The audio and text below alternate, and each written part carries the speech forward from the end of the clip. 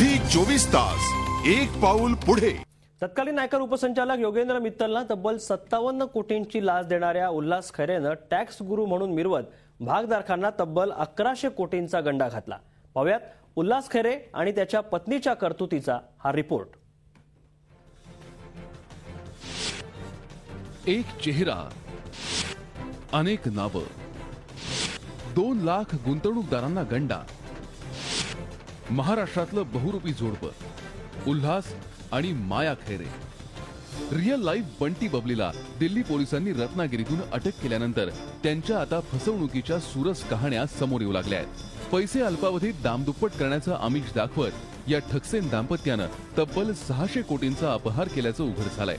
लोकेश्वर देव जैन आणि प्रियांका देव जैन या नावानं त्यांनी दिल्लीत गुंतवणूकदारांना अशा प्रकारे फसवण्याचा काळा धंदा सुरू केला होता।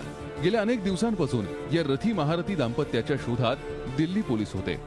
ते सिद्धार्थ आणि माया मराठे या नावानं रत्नागिरीत राहत असल्याचं उघड झालं। रत्नागिरीतल्या उद्यमनगर भागातल्या याच देखण्या घरात ते राहायला होते। हे घर पोलिसांनी सील केलंय। शिवाय त्यांच्या घराबाहेर महागड्या आलिशान गाड्या आजही उभ्या आहेत। त्या सर्व गाड्या रत्नागिरी पासिंगच्या आहेत। तर शिवरेकर प्लाझा इमारतीमध्ये या दोघांनी स्टॉक गुरु कंपनीचं ऑफिस थाटलं होतं। त्यांच्या अटकेनंतर अनेक धक्कादायक खुलासे होत आहेत।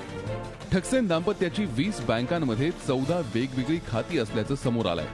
गोवा, मुरादाबाद, भिवंडीतही त्यांचे आलिशान फ्लॅट आणि 12 आलिशान गाड्या असल्याचं उघड झालंय। पोलिसांनी दिल्लीतली त्यांची 1 कोटींची मालमत्ता सील केली आहे।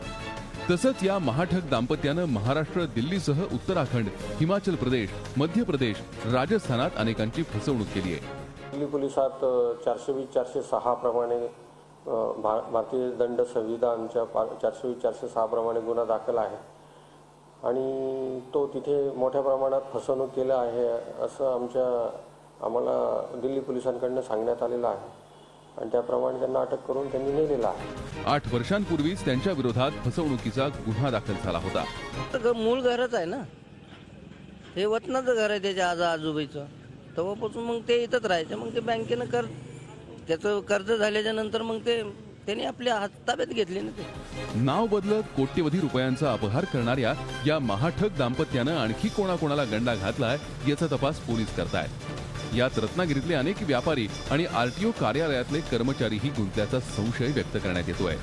झी 24 ताससाठी नागपूरहून अखिलेश फाळवेसह संदेश सावंत, रत्नागिरी।